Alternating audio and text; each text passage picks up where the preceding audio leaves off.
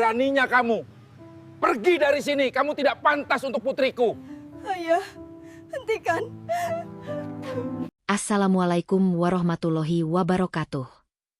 Bayangkan, seorang pria yang hidup sederhana dan pas-pasan, setiap hari mendorong gerobak sayur di ganggang sempit demi bisa membahagiakan kekasihnya.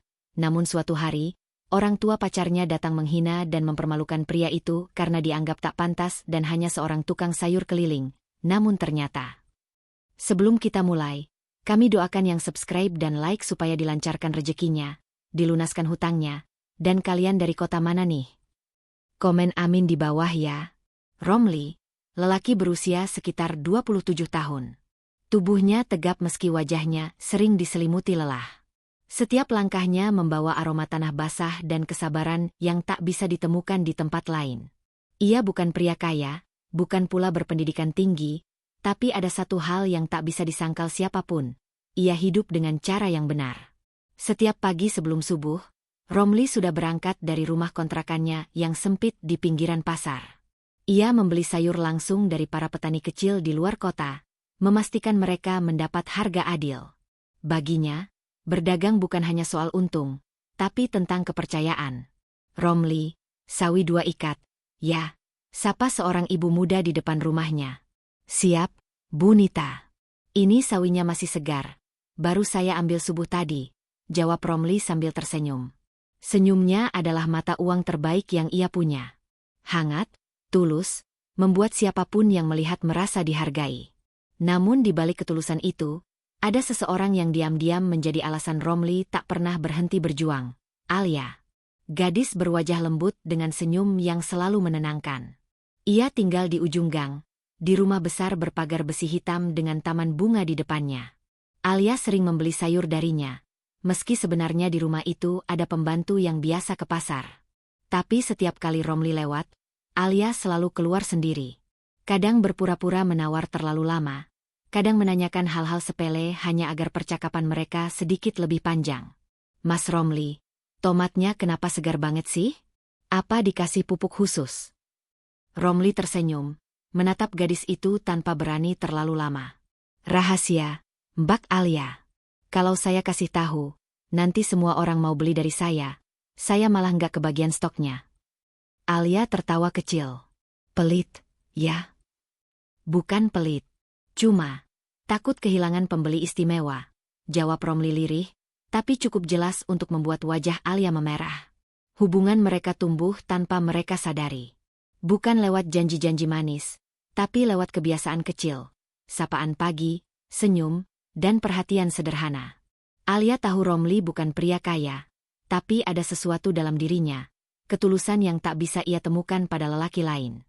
Dan bagi Romli, Alia bukan hanya gadis cantik. Ia adalah alasan untuk terus berjuang, untuk membuktikan bahwa cinta sejati bisa tumbuh bahkan di antara roda gerobak dan dinding beton. Namun cinta, seindah apapun, tak selalu diterima oleh dunia. Terutama oleh dunia yang menilai segalanya dengan uang. Ayah Alia, Pak Rendra, adalah seorang pengusaha properti sukses, keras dan penuh gengsi. Sedangkan ibunya, Bu Mira, wanita yang sangat menjaga status sosial, tidak bisa membayangkan anaknya berhubungan dengan pria yang bahkan tak punya motor, apalagi mobil. Suatu sore, saat Romli tengah mendorong gerobaknya pulang setelah seharian berjualan, ia berhenti sejenak di depan rumah Alia. Ia berniat menitipkan pesanan sayur yang diminta Alia pagi tadi. Namun langkahnya terhenti ketika ia mendengar suara keras dari dalam pagar. Alia, kau itu anak siapa? Apa kau sudah kehilangan akal sampai mau bergaul dengan tukang sayur? Suara itu lantang, penuh amarah. Itu suara Pak Rendra. Alia mencoba menjelaskan, tapi tak sempat. Pak Rendra melangkah keluar rumah dengan wajah merah padam, dan matanya langsung menangkap sosok Romli yang berdiri dengan gerobak tuanya di pinggir jalan. Jadi ini orangnya? Ini yang kau bela? Katanya dengan nada menghina. Beberapa tetangga yang lewat berhenti, penasaran. Alia terdiam, wajahnya memucat. Romli menunduk sopan. Selamat sore, Pak. Tapi sapaan itu disambut tawa sinis. Sore? Kau masih sempat-sempatnya sopan? Dengarkan, ya. Jangan pernah lagi datang ke sini. Anak saya bukan untuk orang seperti kamu. Bu Mira keluar dari rumah, berdiri di samping suaminya dengan wajah dingin. Mas, lihat tuh gerobaknya, katanya merendahkan. Kau mau anak kita hidup mendorong gerobak begitu setiap hari? Naik haji saja nggak akan keburu. Tawa beberapa orang terdengar di sekitar mereka. Tapi Romli tetap diam. Ia menunduk, tak menjawab. Ia tahu, tak ada kata yang bisa membungkam kesombongan orang yang belum pernah mengenal lelahnya hidup sederhana. Alia menatapnya dengan mata berkaca-kaca. Mas, maaf, aku. Tapi Romli menggeleng pelan. Gak apa-apa, Alia. Kadang orang hanya melihat dari luar. Tapi aku percaya, waktu bisa menunjukkan semuanya. Lalu dengan langkah tenang, ia mulai mendorong gerobaknya pergi. Roda kayu itu berdecit pelan, menggema di antara tawa dan cibiran yang terus mengikuti. Namun di dalam hatinya, Romli tidak marah. Ia hanya berdoa, Tuhan, jangan balas mereka dengan kehinaan. Tapi buktikan lewat waktu bahwa kehormatan bukan tentang uang, melainkan tentang hati yang bersih. Malam itu, gerobak Romli berhenti lebih lama di bawah lampu jalan yang temaram. Ia menatap sayur-sayur yang tersisa, lalu menatap langit. Angin berhembus pelan, membawa bisikan yang hanya bisa dimengerti oleh orang-orang yang sabar. Waktumu akan datang, Romli. Jangan berhenti. Sudah 3 hari berlalu sejak kejadian di depan rumah itu.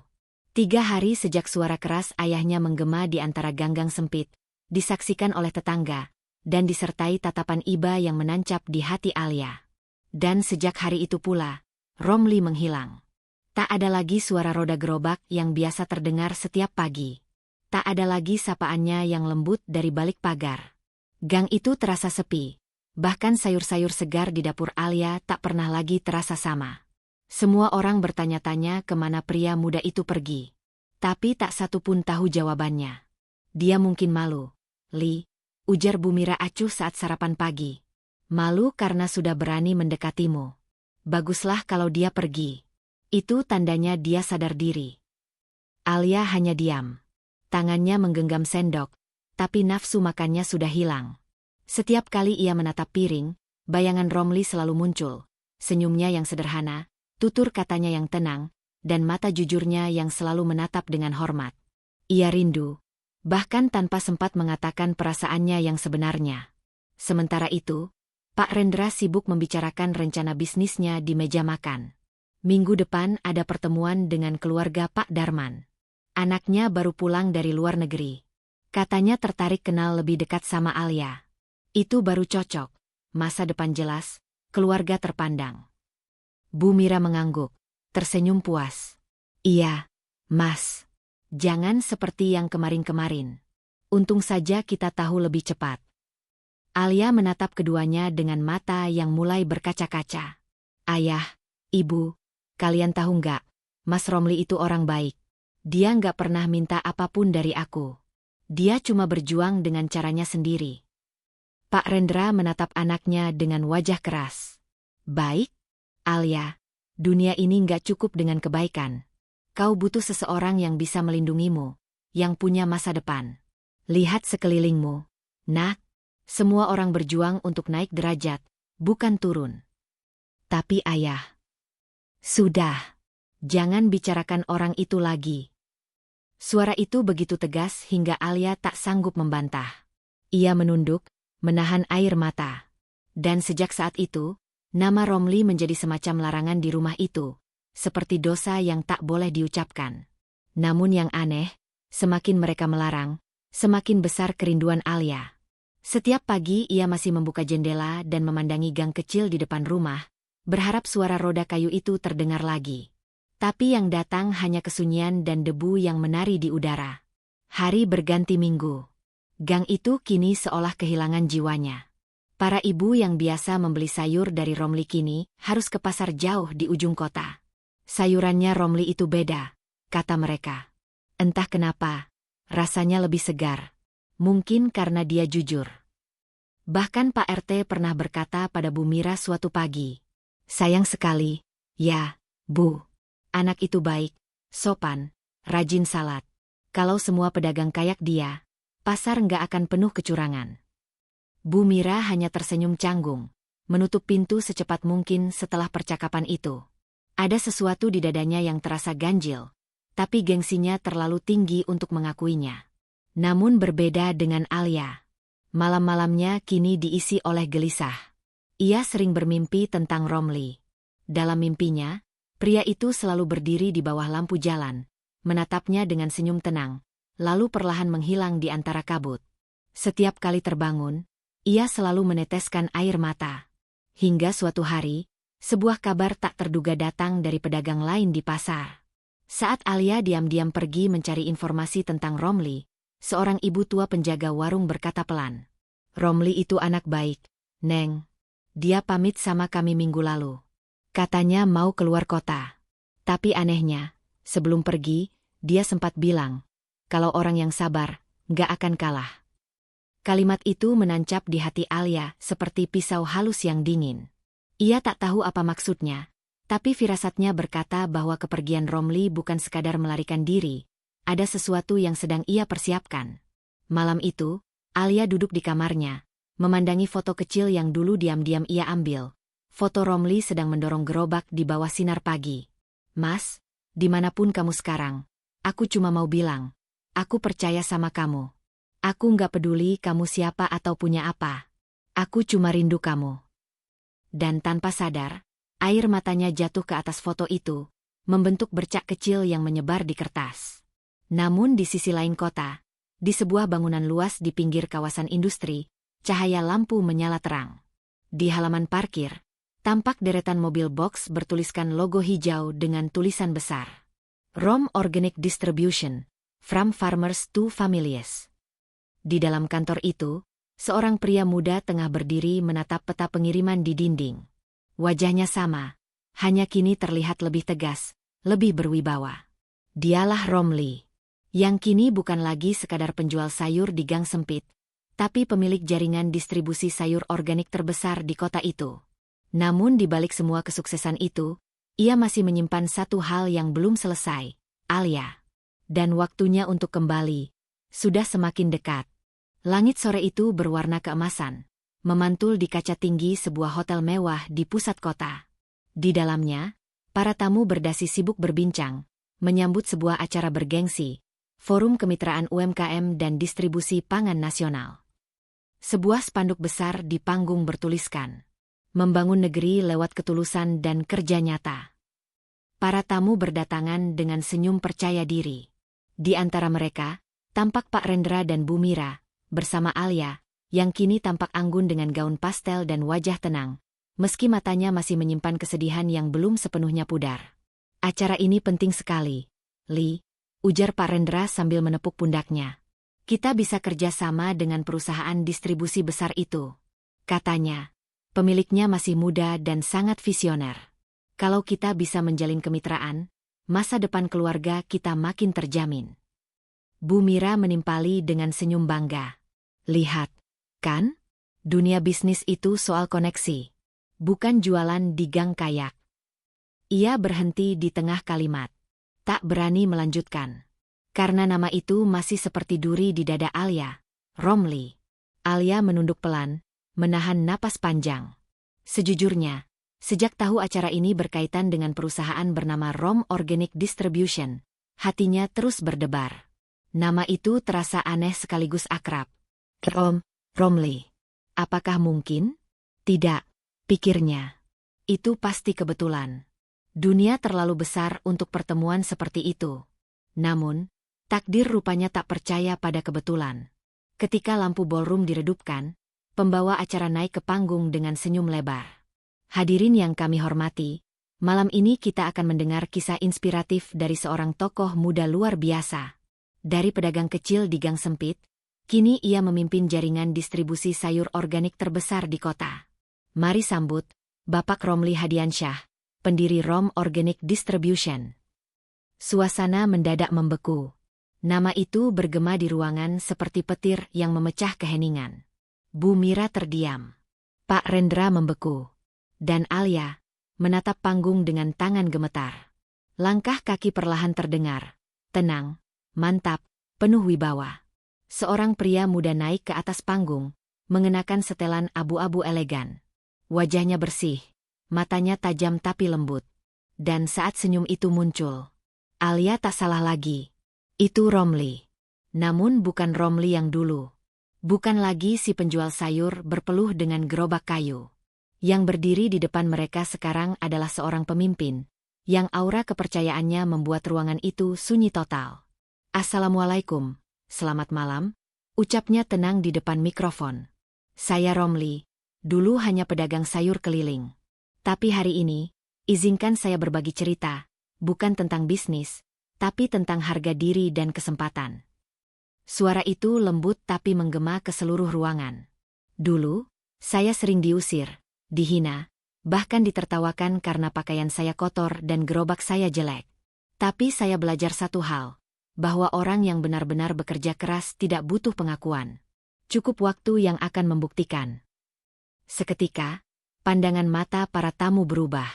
Beberapa bahkan tertegun, tak percaya bahwa pria berwibawa di panggung itu dulunya hanya pedagang sayur. Dan di barisan depan, Bu Mira menunduk, wajahnya mulai pucat. Pak Rendra hanya bisa menatap kosong ke arah panggung, seperti baru saja kehilangan kata-kata. Alia, matanya basah. Tapi bukan karena malu, melainkan karena bangga dan penyesalan yang bersatu jadi satu. Romli melanjutkan dengan nada tenang. "Saya tak pernah menyesali masa lalu saya. Karena tanpa semua hinaan itu, saya mungkin tak akan belajar menjadi kuat. Saya hanya ingin berterima kasih kepada orang-orang yang dulu meragukan saya. Karena dari mereka, saya belajar membuktikan bukan dengan kata, tapi dengan tindakan." Ruang ballroom hening total. Hanya suara napas pelan yang terdengar. Lalu, sesuatu yang tak terduga terjadi. Romli turun dari panggung, berjalan perlahan melewati meja-meja tamu. Semua mata mengikutinya. Langkahnya terhenti di depan meja tempat keluarga Alia duduk. Ia menatap mereka, dengan mata teduh, tanpa amarah. "Pak Rendra, Bu Mira, dulu saya hanyalah penjual sayur yang kalian usir di depan rumah. Tapi hari ini, saya bukan datang untuk membalas. Saya datang untuk menawarkan kerjasama." Bu Mira menutup mulutnya, menahan tangis yang nyaris pecah. Romli, nak, kami." Romli tersenyum kecil, menatap lembut. "Tidak apa-apa, Bu. Saya sudah lama memaafkan." Alia bangkit dari kursinya, matanya basah, bibirnya bergetar. "Mas Romli." Tatapan mereka bertemu, dan waktu seolah berhenti sesaat. Tidak ada kata yang keluar, hanya tatapan penuh makna yang menceritakan semua hal yang tak sempat diucapkan. Lalu Romli kembali menatap seluruh tamu. "Saya berdiri di sini bukan untuk membanggakan diri, tapi untuk membuktikan bahwa setiap orang punya kesempatan. Jangan pernah menilai seseorang dari pakaiannya, karena bisa jadi, di balik debu dan peluhnya, tersimpan ketulusan yang jauh lebih berharga daripada emas." Tepuk tangan menggema di seluruh ruangan. Para tamu berdiri, memberikan penghormatan. Namun bagi Alia dan keluarganya, suara tepuk tangan itu justru terasa seperti gema penyesalan yang datang terlambat. Dan malam itu, ketika acara berakhir dan Romli melangkah keluar dari ballroom, Alia mengejarnya keluar. "Mas Romli," panggilnya dengan suara bergetar. Romli berbalik, senyum itu masih sama, tenang dan lembut. "Alia." Air mata Alia jatuh, mengalir deras. "Mas, aku minta maaf. Untuk semuanya." Romli menatapnya lama, kemudian berkata pelan. "Alia, aku sudah memaafkan sejak lama. Aku pergi bukan karena benci, tapi karena ingin membuktikan kalau cinta yang tulus tak harus membalas dengan dendam." Alia menunduk, menahan tangis. "Mas masih sendiri?" tanyanya lirih. Romli tersenyum tipis. "Aku masih berjuang, tapi bukan untuk membuktikan siapa aku lagi. Sekarang aku berjuang untuk menjaga apa yang dulu hampir hilang, hati." Dan malam itu berakhir dalam keheningan yang penuh makna. Tak ada janji, tak ada pelukan. Hanya dua hati yang saling memahami, bahwa cinta sejati bukan tentang siapa yang menang atau kalah, tapi siapa yang tetap tulus meski pernah disakiti. Kisah Romli dan Alia mengajarkan bahwa kita tidak boleh menilai seseorang dari penampilan luar, karena kemuliaan sejati terletak pada hati yang tulus dan kerja keras yang jujur. Romli membuktikan bahwa kesabaran dan kerendahan hati bukanlah kelemahan, melainkan kekuatan yang mampu menundukkan kesombongan. Cinta sejati tak membutuhkan harta untuk bertahan, karena yang murni akan tetap hidup meski diuji waktu dan keadaan.